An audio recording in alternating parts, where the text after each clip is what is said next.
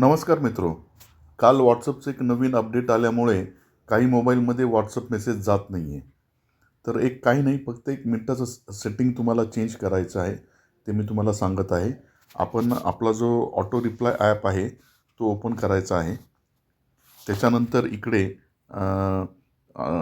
Q R कोडचं चिन्ह आहे त्याच्यावर आपल्याला क्लिक करायचं आहे. मग इथे अशा प्रकारे तुमचा काही सेकंदानंतर एक क्यू आर कोड जनरेट होईल.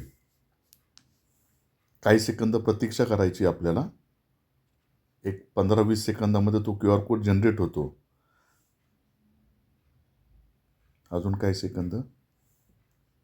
याला रिफ्रेश वगैरे काही करू नका. 15-20 सेकंद आपण याची वाट बघायची आहे. 15-20 सेकंदानंतर तो एक क्यू आर कोड जनरेट होतो. हा झालेला आहे. एक तर तुम्ही हा क्यू आर कोड व्हॉट्सअपवर शेअर करू शकता किंवा दुसऱ्या मोबाईलमध्ये ह्या क्यू आर कोडचा फोटो घ्यायचा आहे आणि हे कार्य आपल्याला 30 सेकंदातच पार करायचं आहे. आता मी हा क्यू आर कोड दुसऱ्या नंबरवर शेअर करतो आहे. आता मी माझ्या घरच्या नंबरवर शेअर करत आहे. हा मी आता इथे शेअर केला. अशा पद्धतीने शेअर केला, सेंड केला.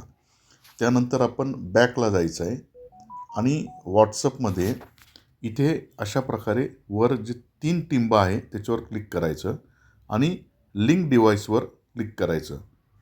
आता इथे लिंक डिव्हाइस या ऑप्शनवर आपण क्लिक करायचं आणि ज्या नंबरवर आपण जो क्यू आर कोड पाठवला आहे तो मोबाईलवरून तो क्यू आर कोड ओपन करायचा आणि इथे तो स्कॅन करायचा.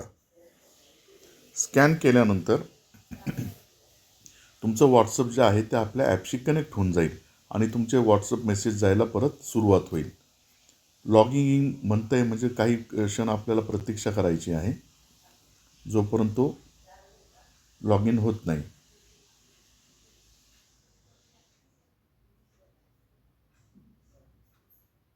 थोडी प्रतीक्षा करायची आपल्याला.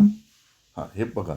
आता हे आपला जो ॲप आहे तो व्हॉट्सअपशी कनेक्ट झालेला आहे. बस हे एवढंच एक सेटिंग आपल्याला करायचं आहे. आपले व्हॉट्सअप मेसेज जायला सुरुवात होईल. धन्यवाद.